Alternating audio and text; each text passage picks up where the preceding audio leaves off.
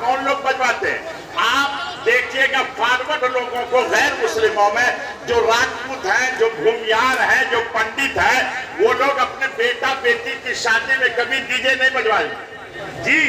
जो फॉरवर्ड है, जो बैकवर्ड कौम है, वो लोग अपने बेटा और बेटी की शादी में डीजे बजवाती है वो कौम।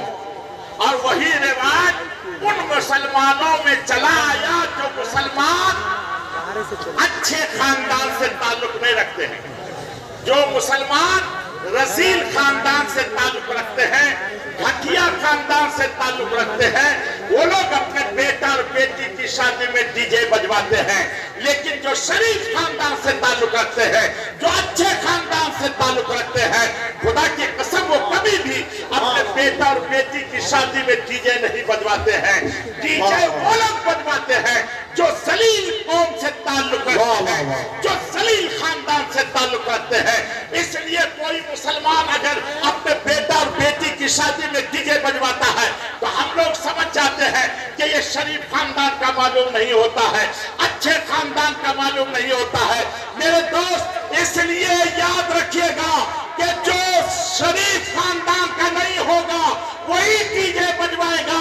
आज के बाद से आप तय कर लीजिए कि हम रसील खानदान के नहीं हैं, हम शरीफ खानदान के हैं। इसलिए अपने बेटा और बेटी की शादी में कभी भी डीजे नहीं बजवाएंगे। और याद रखिएगा, डीजे न कल जायज था, न आज जायज है, न कयामत तक जायज होगा। और बरेली शरीफ से तो इस पर तुरंत ऐलान हो गया है, डीजे में आप नात भी नहीं सुन सकते हैं, डीजे में आप नात भी मत सुनिए। इसलिए कि अगर डीजे में नात सुनिएगा तो आपका जिस्म थरकने लगेगा। और जिसकी वजह से मना किया गया है उसकी वजह यही है कि आदमी जैसे ही डीजे की आवाज को सुनता है कि वो थरकना शुरू कर देता है। इसलिए डीजे में नात भी नहीं। अगर आप 12 रबीउल अव्वल शरीफ को जुलूस निकालते हैं तो डीजे हर किस तरह निकालें। हमने पूर्णिया में मना किया और अल्हम्दुलिल्लाह लाखों का मजमा होता है जुलूस में, लेकिन कोई डीजे लेकर नहीं जाता है। इसलिए आप हजरात भी डीजे न अपने घर में रखें, न शादियों में इस्तेमाल करें और न कहीं नात वगैरह में डीजे इस्तेमाल करें। मैं उलमा से आपसे हाथ जोड़कर अर्ज करूंगा कि आप इस मसले को हर गांव में पहुंचाएं, हर महफिल में इसका तज़किरा करें ताकि लोग इस नाजायज काम से बच जाएं। और एक बात और भी कहूंगा, जब शादी की बात आ गई है तो अरे प्यारे सुनो, यहाँ बहुत दूर दूर से लोग आए हैं। शादी में इमाम साहब निकाह पढ़ाते हैं, शादी में इमाम साहब निकाह पढ़ाते हैं। निकाह पढ़ाने का पैसा लिया जाता है हर गांव में। जब लिया जाता है तो आपके यहाँ का क्या माहौल है मुझे नहीं मालूम, लेकिन हर जगह का आज माहौल ये बन गया है कि निकाह खाने का पैसा जब लेते हैं तो इमाम साहब को 500 1000 देकर बाकी मस्जिद में लगा देते हैं या मदरसे में दे देते हैं और कहते हैं कि बाकी मदरसे और मस्जिद का है। सुनिए, फतवा ये है, बरेली शरीफ का भी फतवा यही है और मुबारकपुर शफिया के भी फतवा यही है, जामे नईमिया का भी फतवा यही है, पाकिस्तान के उलमा का भी फतवा यही है। और मैंने अपनी किताब फतवा सीमांचल में भी इसको लिखा है जो 650 सफ़हात के हैं और तमाम मुफ्तियान किराम के फतवों को इस सिलसिले में मैंने जमा कर दिया है। पानी का पैसा मस्जिद में लगाना जायज नहीं, मदरसे में लगाना जायज नहीं। निकाह खाने का पैसे का मुस्तहिक इमाम होता है, इमाम जो निकाह पढ़ाता है वो होता है। हरगिज़ आप निकाह खाने का पैसा मस्जिद और मदरसे में नहीं लगा सकते। ये नारे रिसालत उलमाए अहले सुन्नत तालीमी कॉन्फ्रेंस हज़रत अल्लामा मुफ्ती ज़ुबैर आलम मिसबाही, नारे तकबीर। ये ईमान, ये नात, ये जो है अक्द खानी का पैसा, निकाह खानी का पैसा, इसका हकदार सिर्फ और सिर्फ इमाम है। और बाद लोग ये कहते हैं हमने इमाम को रखने से पहले ये शर्त लगा दी है कि निकाह खानी का जो भी पैसा होगा उसमें से 1000 आपको देंगे और बाकी जो है 4000 5000 जो भी मिलेगा उसको मस्जिद में लगा देंगे। ये शर्त लगा देता है तो उलमा फरमाते हैं ये शर्त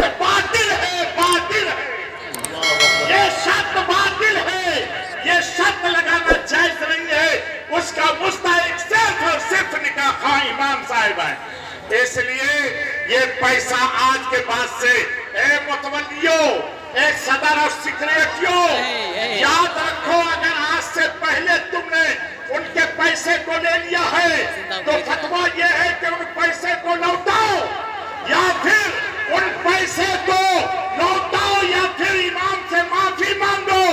जब तक नहीं मांगोगे वो माफ नहीं करेगा। कयामत के दिन तुमसे पूछा जाएगा, पूछा जाएगा। इसलिए आज के बाद से तय करो कि हम उनको देंगे। बड़ा अफसोस आता है, एक तो इमाम की तनख्वाह 7,000 8,000 इससे ज्यादा नहीं है, और फिर इमाम से एक वही आमदनी है निकाह खाने का, और कौन सी आमदनी है, लेकिन उसमें भी कतर भी उन्हें शुरू कर देते हैं और आप नाजायज काम करना शुरू कर देते हैं। इसलिए मस्जिद में वो पैसा लगाना जायज रहे और मदरसे में भी वो पैसा लगाना जायज रहे। अल्लाह तबारक व तआला हमारे तमाम सदर, सेक्रेटरी और मुतवल्लिया ने मस्जिद को इसकी तौफीक अता फरमाए। आमीन सुम्मा आमीन। आप उलमाए किराम भी अपने अपने इलाके में इस मसले को फैलाएं और छुपाएं नहीं, लोगों को बताएं कि मसला ये है। इसलिए मैं आप हजरात से अर्ज करूंगा। और एक बात और भी, आपके गांव में इमाम साहब निकाह पढ़ाते हैं, तो किसकी निकाह पढ़ाते हैं?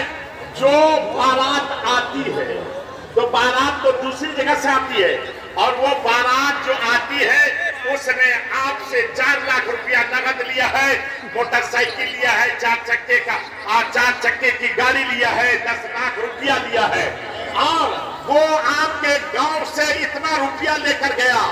आप निकाह खाने के लिए उसको नहीं कह सकते हैं। आपको पता है कि ये 10 लाख लिया है, 8 लाख लिया है, 5 लाख लिया है, आपको मालूम है कि ये 4 चक्के की गाड़ी लिया है, तो आप उस वक्त में कहिए हम अपने इमाम को 8,000 या 10,000 रुपया तनख्वाह देते हैं, बहुत कम तनख्वाह है। इसलिए आपको निकाह खानी का पैसा उस दिन तय कीजिए, जिस दिन तारीख शादी की तय करते हैं, उस दिन तय कीजिए कि आपको निकाह खानी का पैसा जो 8 लाख, 4 लाख, 5 लाख रुपया लिया है, उससे तय कीजिए कि 11,000 रुपया हमारे इमाम को देना होगा, 11,000 रुपया देना होगा, ये आप तय कीजिए। और अगर आप तय करते हैं तो आपके गांव से वो पैसा जाता है या वहां से पैसा आएगा जिसने 4 लाख रुपया दिया है?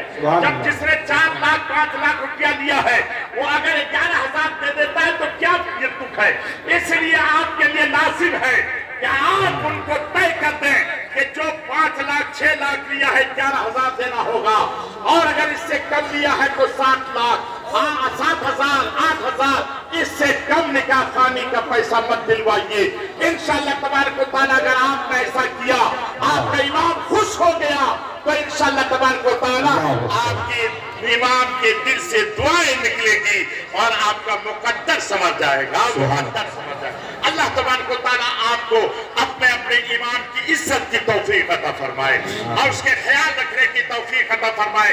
एक बात और भी मैं कहता हूँ हर जगह कि आप अपने इमाम का ख्याल इस तरीके से रखें कि जुमा के दिन जाते हैं आप जुमा पढ़ने के लिए, आप इमाम साहब से मुसाफा कीजिए और जरूर मुसाफा कीजिए, और मुसाफे में 10 रुपया 15 रुपया 20 रुपया आप इमाम साहब को दीजिए।